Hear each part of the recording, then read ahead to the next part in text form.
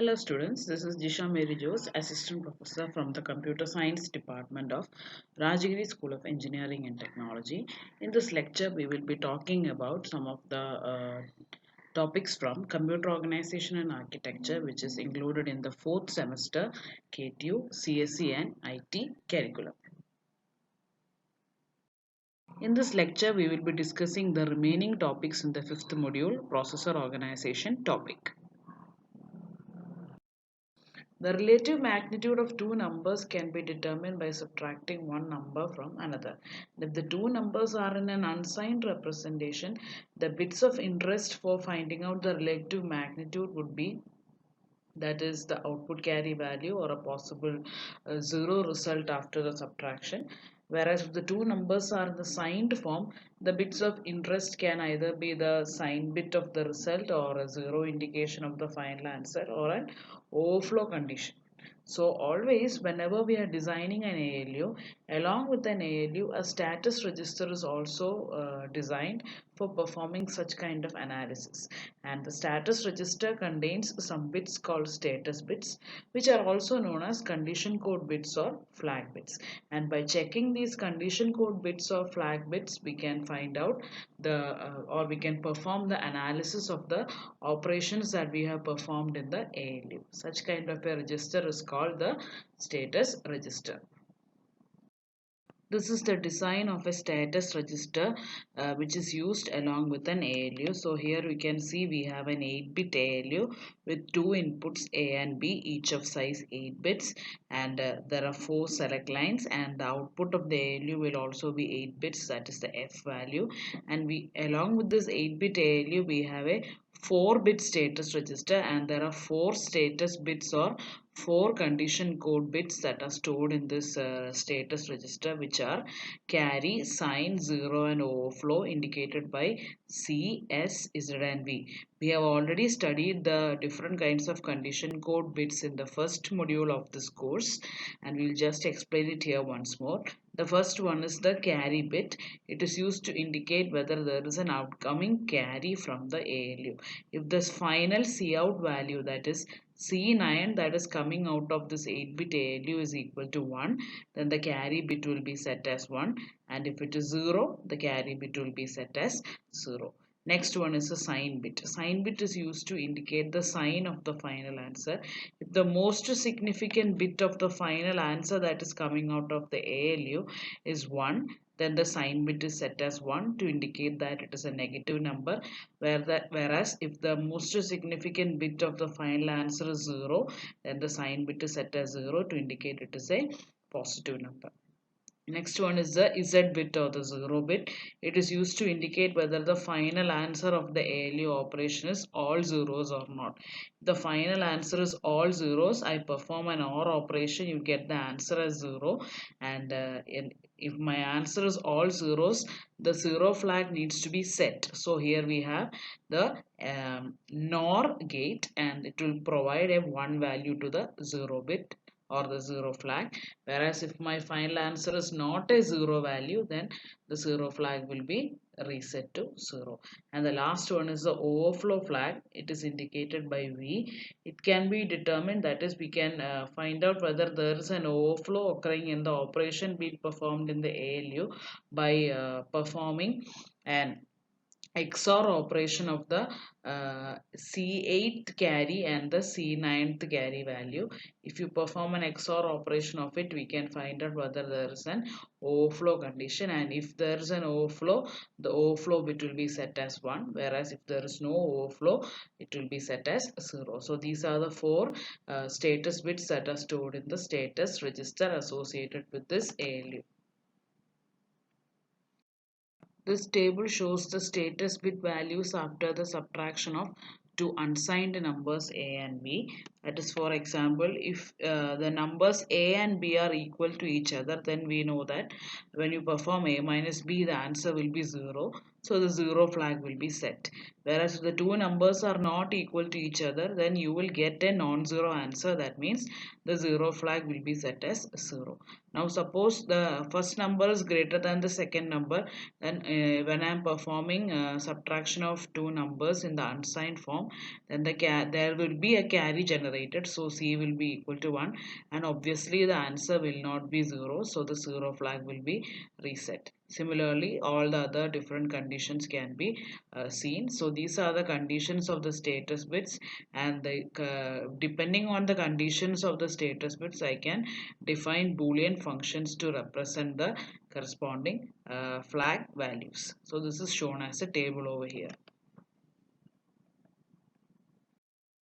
This shows the status bits after the subtraction of signed 2's complement numbers. Here also there are different possible cases. For example, if the two numbers are equal, then the 0 flag will be set. If the two numbers are not equal, the 0 flag will be reset. And if the first number is greater than the second number, obviously the 0 flag will be reset, and some extra conditions will be there. Since I'm performing a subtraction of a smaller number from a larger number, the sign bit needs to be 0 because the answer is going to be positive, and the overflow bit also needs to be 0. But there can be another situation which arises where the overflow condition is occurring. When overflow condition is occurring, that means that result is wrong and the sign bit will be coming as 1. That means there is some issue with the answer. We will need to perform some modifications to the answer. So such kind of conditions that can occur in the different possible cases of values a and b are shown over here. And similarly, the corresponding Boolean functions associated with these condition code bits. The next component that we need to study that is present inside a data path is a shifter. After the output is coming out from an ALU, in the diagram we had seen that there is a shifter circuit connected. The shifter circuit or the shift unit that is attached to a processor will transfer the output of the ALU onto the output bus. It may either directly transfer the data to the output bus, or it may shift the information to some position and then provide it to the output bus. And the shifter can transfer the information either to the left or to the right, and or it may not provide any shifting operation. And this kind of a shifter is implemented as a bidirectional shift register with parallel load. That is, it will take the input in parallelly and it can perform a shift left or a shift right operation, and after that it will provide the output. And to perform these operations, clock pulses are required. That is, first, to load the input from the ALU to the shifter, we require a clock pulse. Then to perform the shift right or shift left operation, one more clock pulse is needed. And after performing the operation to take out the output, one clock pulse is needed. And this shifter is usually implemented as a combinational logic shifter with two selection variables H1 and H0. This is the design of a shifter. As you can see, here we have a parallel load bidirectional shift register which can shift in the left direction as well as in the right direction. Here the inputs are F1, F2, F3 and F4, and the outputs are S1, S2, S3 and S4, and the serial output can be taken through this line or through this line. And then there are two selection variables H0 and H1 and four multiplexers for performing the various shifting operations. This is the function table for the shifter. As you can see, depending on the values of the two selection variables H1 and H0, the various operations are performed. If both are 0, then the operation performed is no shifting operation. That is, directly the value from the input F will be passed on to the output S. Whereas if H1 is 0 and H0 is 1, a shift right operation will be performed.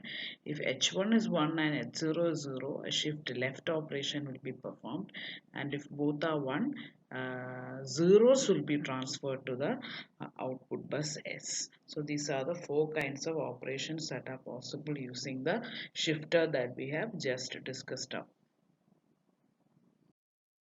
Two serial inputs IR and IL are provided for the last and the first stages of this shifter during the shift right and shift left operations. And also, if we want, we can introduce an optional third selection variable H2 for performing various additional operations. So this is how a shifter is designed for a particular data path processor. So we have completed discussions on the design of the various components inside the processor, that is basically the ALU, the shifter, the status register and the bus organization. Now we need to see the complete structure of the processor unit in detail, which combines together all these different modules. So that is what is known as the processor unit. And the main important component in the processor unit are the selection variables. The selection variables control the micro operations that are executed within the processor during any given clock pulse. And the selection variables will control the working of the buses, the ALU, the shifter, the status register and the various other destination registers. There are in total 16 selection variables which control the working of a simple processor unit. We'll see it in detail. This is the overall diagram of the processor unit. The various components involved are: the first and the most important component is the ALU. It is used to perform the arithmetic and logic micro operations, and the inputs to the ALU are coming through two buses, bus A and bus B. And here we have the shifter, which is used. The output that is coming from the ALU can come to the shifter. If you want, you can shift the data to the left or right, or you can take out the output directly. And then here we have a status register, which is used to analyze the results that are produced in the ALU. There are four kinds of status bits, which we have already discussed: the overflow bit, zero flag bit, sign bit and the carry bit. Then in the initial bus organization, we had studied about a scratchpad memory. That is, here we have a register file which contains a collection of 7 registers, R1 to R7, and the output of these registers are coming to the ALU through two multiplexers, the multiplexer A and multiplexer B. Since we are also considering a direct input data, that is not from the processor registers, some other input is coming, that also needs to be considered. So there are total 8 inputs that can come to the ALU, and they are controlled using a multiplexer. So the multiplexer has got 3 selection lines, and the selection lines are numbered as 1 2 3 for multiplexer A, 4 5 6 for multiplexer B, and then the inputs will come to the ALU through this line and this line. Then in the ALU, to control the functioning and working of ALU, there are the 3 selection variables which we have already discussed: S0, S1, S2. They are numbered as 10, 11, 12 over here, and the initial input carry to the ALU is numbered as 13. Then output from the ALU is coming to the shifter. If you want, you can do an optional shifting, or if you don't want to shift, no problem. And the working of the shifter, which is a bidirectional shift register with parallel load, it was controlled using 3 selection variables: H0, H1 and H2, and that is specified as 14, 15, 16 over here. And then from the shifter, the output is going back to the register file or the scratchpad memory, and to which location of this register file I need to place the output, that is also controlled using a multiplexer whose name is destination select. And you can either place it into 7 of these locations, or you can take it out externally. And to control the working of this register file, also this multiplexer has got 3 selection lines, and they are named as 7 8 9, and this 7 8 9 selection values are together called D. The 1 2 3 selection lines of multiplexer A is called as collectively known as A. Here 4 5 6 is collectively known as B. The selection variables of ALU are collectively known as F. The 14, 15, 16 selection variables of shifter are collectively known as H. So these are the different components that come together to form the processor unit. And as you can see, there are 16 selection variables involved, and all these selection variables will be put together into a common 16-bit word, and that word is known as a control word. And each time I want to perform an operation inside the processor, the control word will be generated first and will be applied to the processor. So the corresponding values will come to each of these selection inputs, and based on the values of those selection inputs, the entire processor will work. So this is the working of the processor unit. So this is the control word that would be used for controlling the working of the processor. This is what is known as a control interface, which we had discussed in the first presentation. So here we can see we have a collection of 3 bits. The first 3 bits form A, which is used to control the inputs to bus A of the ALU. And the next 3 bits are B, which is actually the selection variables for controlling the working of the multiplexer B. Then 7, 8, 9 are together called D, which represent the destination selection variables. Then 10, 11, 12 are F. They are the function selection variables which are used to control the functioning of the ALU. Then the 13th bit is Cin, which is the initial input carry to the ALU, and 14, 15, 16 represent H, which are the selection variables used for the shifter. So they together form the control word. Each time the processor needs to perform an action, the control word will be generated through some programming interface, and this control word will be applied to the processor unit and to the corresponding selection variables, and based on the values of each of these bits, the processor will integrate and work together to perform the corresponding task. So this is a table which represents the functions of the control variables for the processor.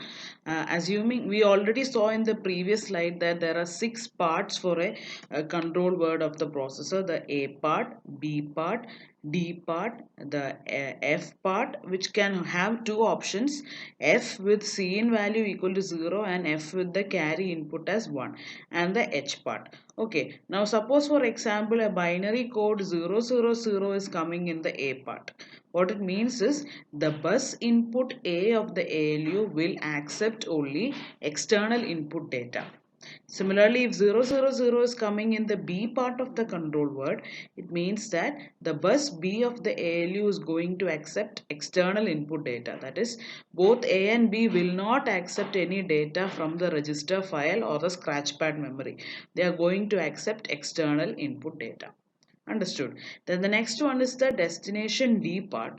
If the binary code is 000, again the none of the processor registers will be considered for storing the final result of the operation. Instead, whatever result was generated will be taken out externally. It won't be stored into the processor registers. It will be taken either to the main memory or externally to some other location. Okay, and the next one is the F part, that is the functions which control the working of the ALU. That function part, if the combination of the function variables are 000 with Cin value is also equal to 0, then the by arithmetic operation that is going to be performed is the A input and the C input of the ALU will be cleared. That is, there will be a clear operation performed. And if the function variables are 000 and carry input is 1, then an increment operation, that is A plus 1 operation, will be performed. That is, whatever input is there at the A bus of the ALU plus 1 will be performed. If Cin is equal to 0, then whatever input is there at the ALU part, the A part of the ALU, it will be cleared, and the carry bit will also be cleared. And for the shifter, there will be no shifting operation performed. So this is how you should interpret one line of this table. Similarly, I'll explain one more line. For example, if the binary code that is coming to the control words are 001, then the A input of the ALU is going to consider the value that is stored in register R1 of the scratchpad memory for performing the operations. Similarly, if it is 001, the B input of the ALU is also going to take the contents of register R1 from the scratchpad memory, or in the previous diagram we have mentioned it as register file. Then if it is 001, the destination of the operation that is being performed in the ALU will also be register R1. The arithmetic operation that is going to be performed, if the binary code is 001 and Cin is equal to 0, it will be A plus B. If Cin is equal to 1, it will be A plus B plus 1. And if the binary code is 001, along with this either of these arithmetic operations, a shift right operation will also be performed with the IR input of the shifter as 0. Okay, then if the binary code is 010, then registers considered will be R2, destination will also be R2, the arithmetic operation will be A minus B minus 1, and the operation in the case of carry input equal to 1 will be A minus B, and it will be a shift left operation with the IL input as 0. And the last one is 011. Here R3 will be the source and destination. Arithmetic operations can either be a decrement operation or setting the A input of the ALU as ones or setting the carry input as 1, and zeros will be given to the output bus. And so with that the 8 arithmetic operations are completed. Then if the binary code is 100, the source registers are R4 and the destination is also R4. From here onwards there will be no arithmetic operations because Cin is equal to 0, we will do only logic operations. So we have the OR operation, XOR operation, AND operation, and the complement operation.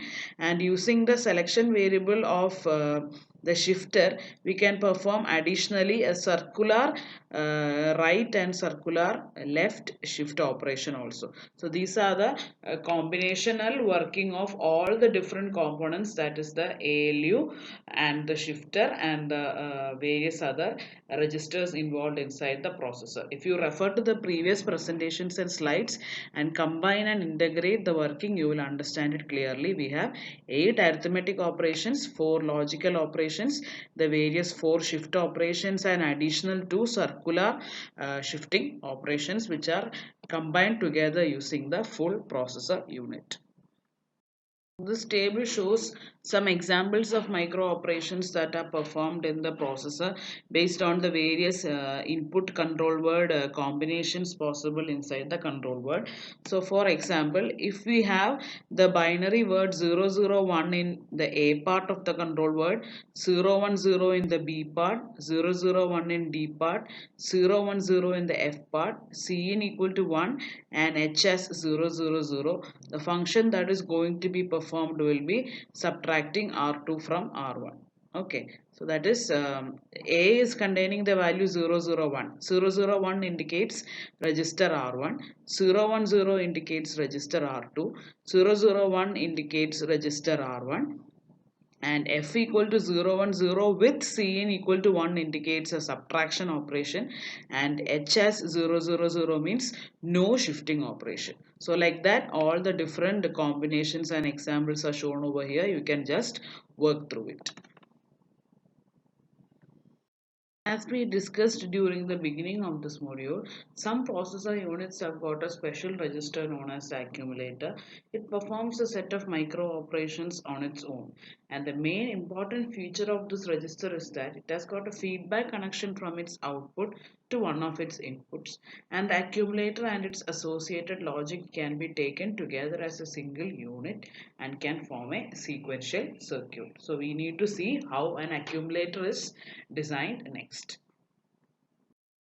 This is the block diagram of an accumulator. So here we can see that we have the register A over here, which is the accumulator, and the register has got a feedback connection to a combination circuit, and this combination circuit is usually the ALU inside the processor, which is controlled using some control variables. And we can see one input to the ALU will be coming from the output of the accumulator, and the second input is from some other direct input values, and the output of this ALU is also connected to the accumulator itself.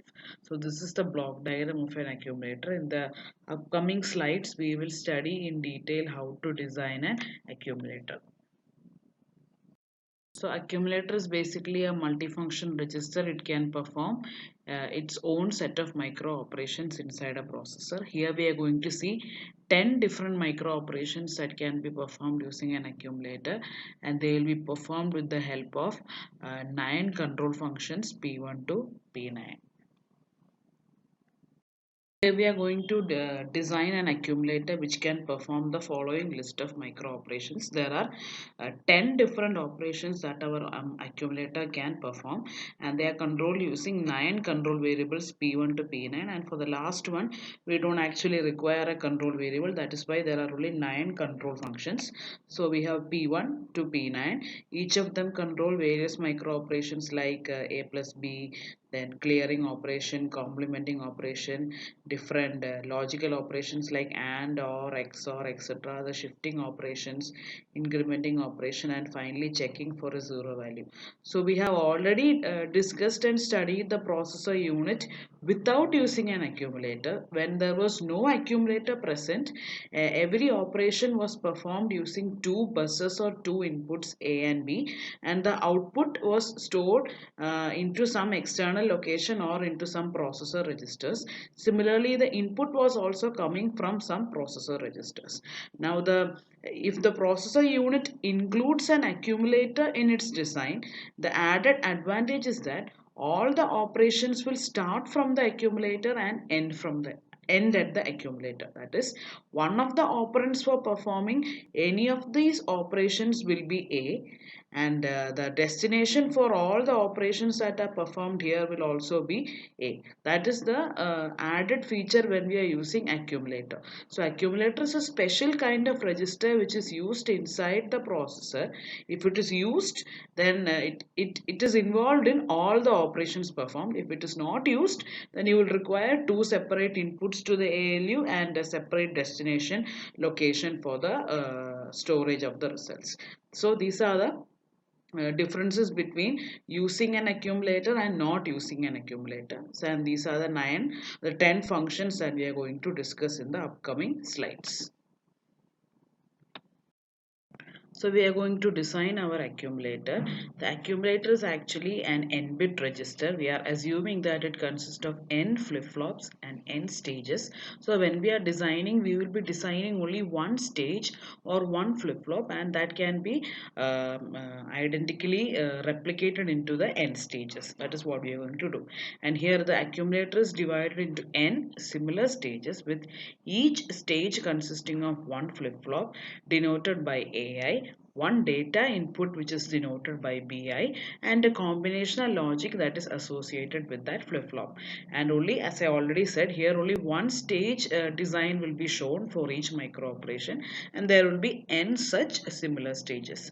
And the register that is used for designing our accumulator will be JK flip-flop, and each control variable PI will initiate a particular micro operation. As I already said, there are 9 control variables P1 to P9. We are going to discuss about each control variable PI, which will initiate a particular micro operation for the accumulator. As we have already mentioned, the accumulator is considered to be a sequential circuit, and the different operations that we are going to study in the accumulator are: the first one is the addition operation. The addition operation is controlled by using a control variable P1. So first we'll see how addition operation is done. And the flip-flop that is used inside the accumulator is a JK flip-flop. So since it is a sequential circuit and we are using flip-flops, the flip-flops will have a present state as well as a next state depending upon the clock pulse that is applied. By keeping these many things in mind, we will go into the designing part. So the adding operation is initiated by a control variable P1, and when P1 is equal to 1, we can start. Now to perform an addition operation, there will be a full adder present inside the sequential circuit of the accumulator. That is, the full adder in each stage I will accept as input the state of AI, the data input BI, and the previous carry bit CI, and the sum that is generated by the full adder must be applied to the input carry of the next stage. So as I have mentioned in the first part of the designing of accumulator, an accumulator is a sequential circuit which contains a register part, that is the accumulator register itself, and a combinational circuit part. In the combinational circuit part, here we have addition operation. So the combinational circuit is the full full adder, and the register will be the A register or the accumulator itself.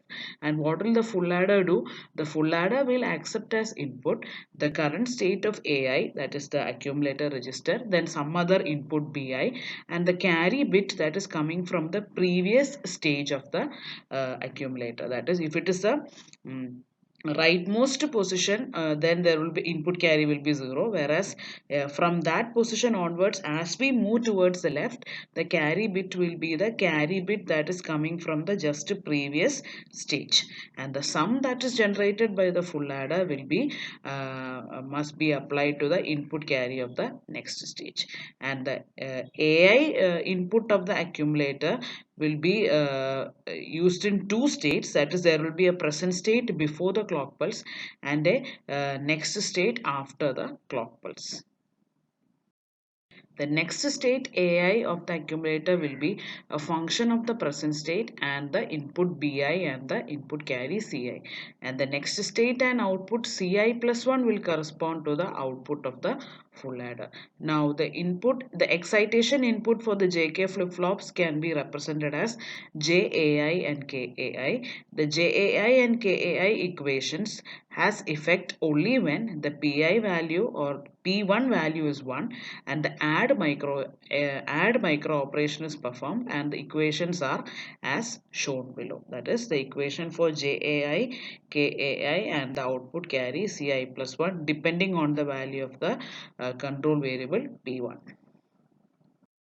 This is the excitation table using which the equations for JAI, KAI and CI plus 1 have been derived. So here we can see the excitation table which contains the present state of AI, the inputs that are applied to the corresponding sequential circuit, that is the second input BI and the input carry CI, and the next state will depend on these three values and we get the next state of AI, and the corresponding flip-flops inputs are, since we are using JK flip-flop, it will be JAI and KAI, and the output will be the output carry value CI plus 1. Now why is there no separate output? Because the output that is coming out after performing the operation is the next state, that is we are feeding back the output to the accumulator register itself. So the next state is AI and the output will be the output carry that is coming out. So this is the excitation table. You already know how to design an excitation table for JK flip-flop. You have already studied it in your STLD subject, and based on this excitation table, K-maps have been drawn to solve JAI, KAI and CI plus 1, and that is how we got these three equations. And this JAI and KAI inputs should be activated only when the control variable P1 is 1. So these two expressions will have to be multiplied with the control variable P1 also. That is how we get the three equations. Next one is the clearing operation, which is controlled by using the control variable P2. The control variable P2 can be used to clear all the flip-flops in the register A. And in our JK flip-flop, as we already know, to perform a resetting operation, we only need to set the J input of a JK flip-flop as 0 and K input as 1. So to perform the same over here, what we are going to do is, we are going to apply the control variable P2, which is equal to 1, to perform this clear operation to the K input of the flip-flop, and the J input of the flip-flop will be maintained as 0. That is, JAI will be equal to 0 and KAI will be equal to P2, which is equal to 1, and thus it will eventually perform the clearing operation. So that is how a clear operation can be performed using the accumulator. Next one is the complementing operation. It is controlled by using the control variable P3. Only when P3 is equal to 1, the accumulator will perform the complement operation. And to perform complement operation inside a JK flip-flop, what you need to do is, we need to simply make the J input and K input of the flip-flop as 1. Thus, whatever is the value in the flip-flop, it will be toggled. You already know that. So, apply the P3 input to both J and K. That is, JAI equal to P3, which is actually 1, and KAI is also equal to P3, which is equal to 1. Only in this particular instant the complement operation will work. If P3 is equal to 0, complement operation should not work. That is, JAI and KAI will remain in the previous state itself. That is how I do a complement operation. The next operation that I want to perform is the logical AND operation. It is controlled using the control variable P4, and the AND operation can be done between the AI and BI input of the accumulator, and the transfer the result to AI itself. So the next state of AI should be 1 only when both BI and the present state of AI are 1. So the equation can be derived as JI equal to 0 and KAI equal to BI complement dot P4, which will eventually result in an AND operation. We'll see the excitation table for the same in the next slide. The next operation that I require is the logical OR operation. It is controlled using a control variable P5. The P5 initiates logic operation between AI and BI, and the result is to be transferred to AI. Here the J input is enabled when the B value is equal to 1. That is, when the BI input is equal to 0, the present state and next state are same. Whereas if BI is equal to 1, then the J is enabled and the next state of AI becomes 1. So the equations are JAI equal to BI dot P5 and KAI equal to 0. So here we can substantiate what we have said right now. The first one is the AND operation. In the AND operation, the excitation table will look like this. The present state AI, input BI, and the next state AI, and the flip-flop inputs. So we know that in the AND operation, only when the present state AI and the input BI equal to 1, the next state needs to be 1. All other cases, the next state is 0. So based on that, I have derived the flip-flop inputs, and when I solve it, I understand that JAI is equal to 0 and KAI is equal to BI dash, and they should be excited depending upon the control variable of the AND operation. So multiply these two equations with the control variable of AND operation. And similarly, the OR operation can also be solved like that. Here we have the present state and next states shown, and we know that the next state needs to be 1 for three possible conditions when uh, the B input is 1, A input is 1, along with B input is 1. For these three conditions, the next state needs to be 1. So depending on that, I have derived the flip-flop inputs, and I have devised the K-map and equations, and here you can see JAI needs to be equal to BI and KAI needs to be equal to 0. Multiply it with the corresponding control variable of OR operation, so that only when the control variable is 1, this equation is to be satisfied. That is how we perform the AND operation and OR operation. Next one is the XOR operation. It is controlled using the control variable P6. Only when P6 is equal to 1, the XOR operation will be performed. And if you want to derive the XOR equation, the equations are derived as JAI is equal to BI into P6 and KAI is also equal to BI into P6 based on the excitation tables. We'll see how. This is the excitation table for XOR operation. So here you can see the present state and input 00011011, and this is the values that are needed for the XOR operation, and based on this you can see that when when the present state and input are 0 and 1 or 1 and 0, only we require the next state to be 1. Based on that, I have derived the flip-flop inputs, and using this excitation table we have drawn and derived the equation. We get both JAI and KAI need to be applied with the value BI, and they need to be multiplied with the control variable P6. That is, only when P6 equal to 1, these two inputs must be activated. Thus we can obtain the exclusive OR operation using the accumulator. Next one is the shifting operations. Shifting operations are controlled using two variables P7 and P8. First one is shift right.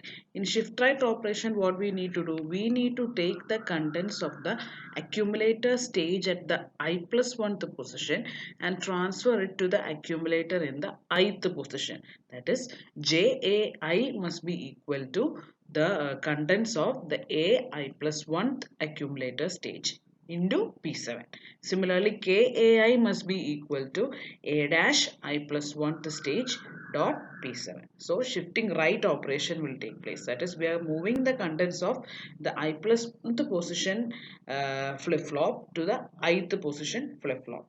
Whereas shift left operation, it is the other way around. That is, we need to transfer the contents of the accumulator stage at the I minus 1th position to the accumulator stage at the ith position, then dot P8. So, and similarly Ki value will be equal to I minus 1th position flip-flops value must be transferred to ith position flip-flop. This is the shift left and shift right operation. The increment operation is controlled using the control variable P9. Here each stage is complemented when the input carry E1 is equal to 1. Each stage generates an output carry EI plus 1 for the next state on its left. And the first stage is an exception. It is complemented by using the counter variable or the value P9. So the expressions for the flip-flops will be JAI and KAI will depend on the EI value itself, and EI plus 1 will be a product of EI and AI, and the only exceptional case will be the first value, that is E1, which will be equal to P9 itself. We will see the diagram in the next slide. So the next operation is the incrementing operation. Incrementing operation means we want to add a 1 to the current content of the accumulator. That is, we need to have the accumulator to behave as a binary counter which can count up by one value. So assuming we have a 3-bit synchronous binary counter inside the accumulator, this is the diagram. Here you can see the enable input P9 is used to control the working of the first flip-flop, and then we have the second flip-flop over here, third flip-flop over here.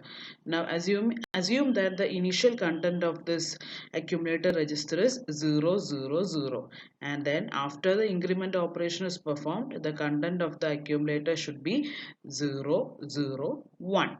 That is, it has to increment by 1.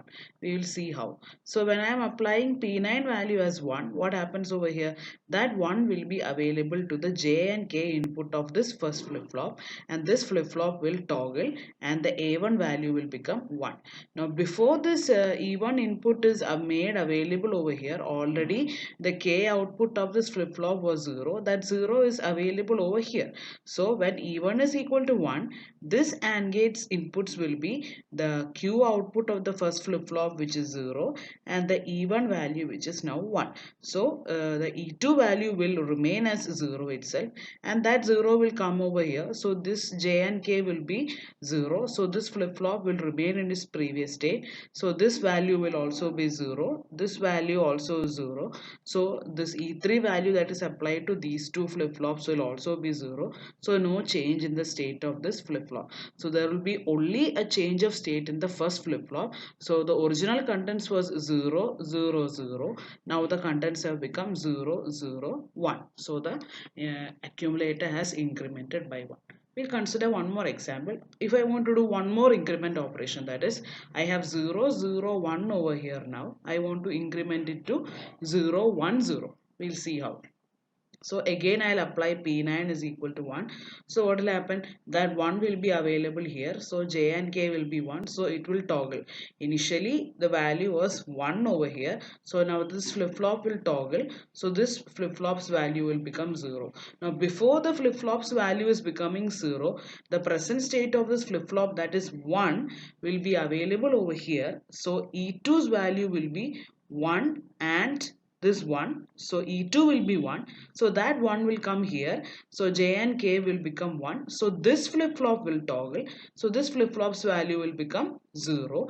And before it becomes 0, the present state of this flip-flop was 0. That 0 is there over here. So 0 and 1. But this AND gate will not work.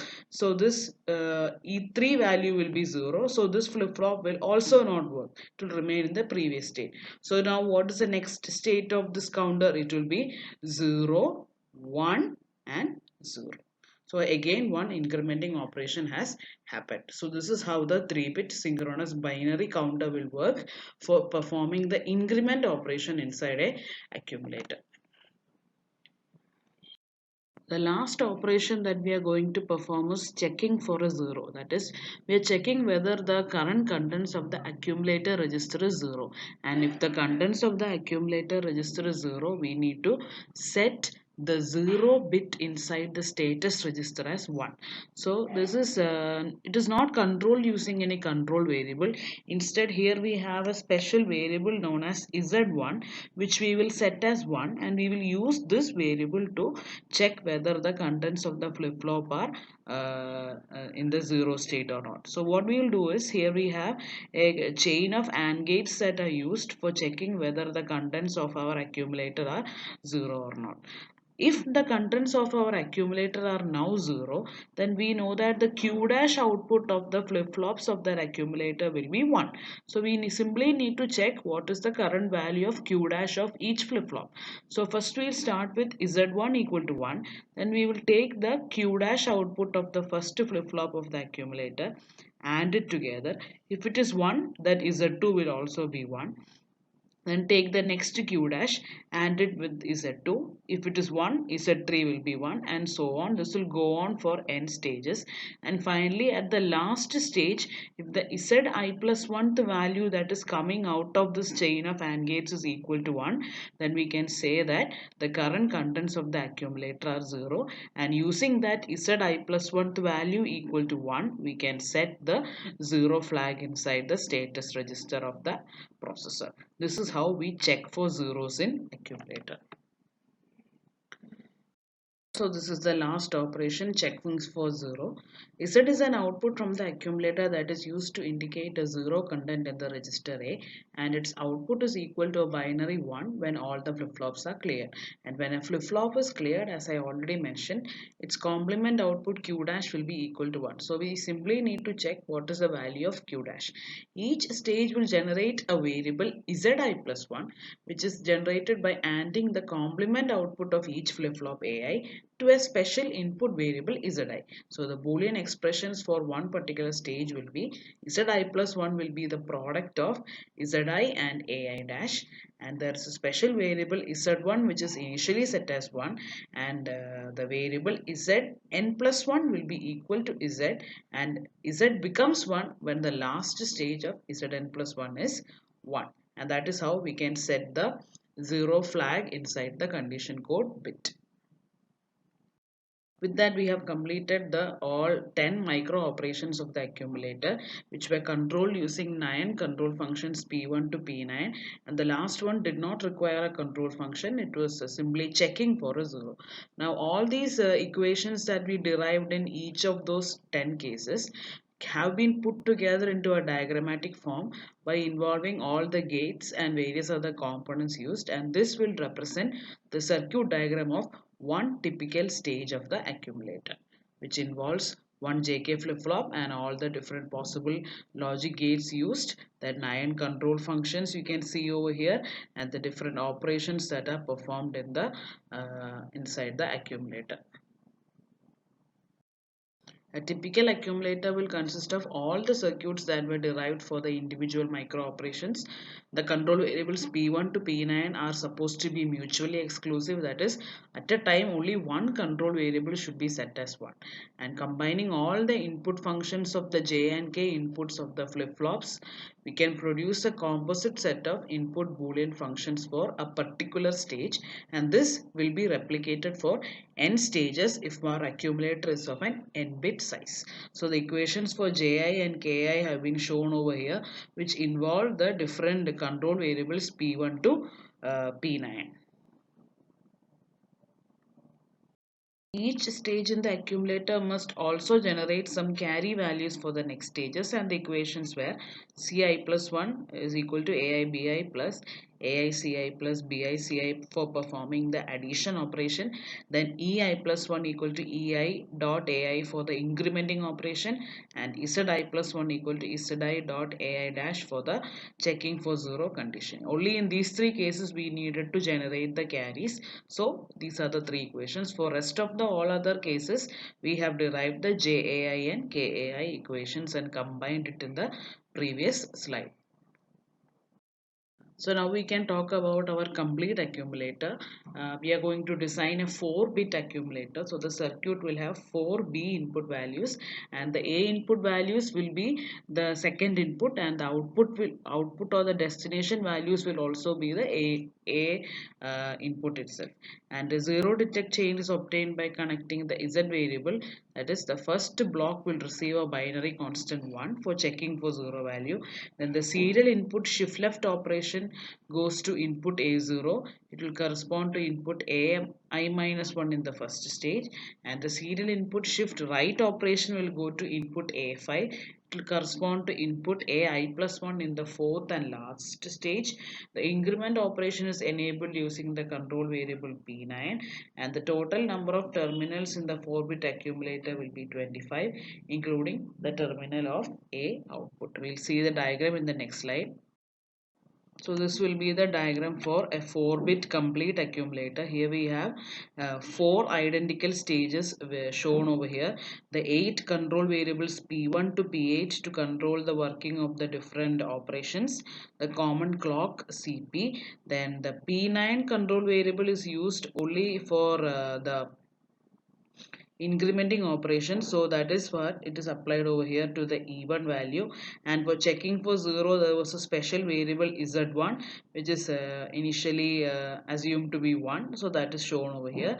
Then for performing the various shifting operations and all, we have the serial input terms here. Then to the initial input carry value C1 and the final output carry. Then the zero flag is set using the final Z value, and then we have the A inputs here, A0, A1, A2, A3, A4, A5, and also the B inputs B1, B2, B3, B4, and the 4 stages represent the complete accumulator. So this is how we can design the complete accumulator. With that, we come to the end of the topics of the fifth module. In this lecture, we mainly discussed about the status register that is used inside the processor, its design. Then we discussed about the shifter that is used inside the processor and its design. Then we saw the entire processor unit, which comprises of the ALU, the shifter, the status register, and the bus organization, which we have discussed in the previous slides. Okay, and after that we studied in detail about a special register called the accumulator, its designing, and finally the design of a complete accumulator. So these are the different topics that we need to study in this fifth module of the COA curriculum. Thank you.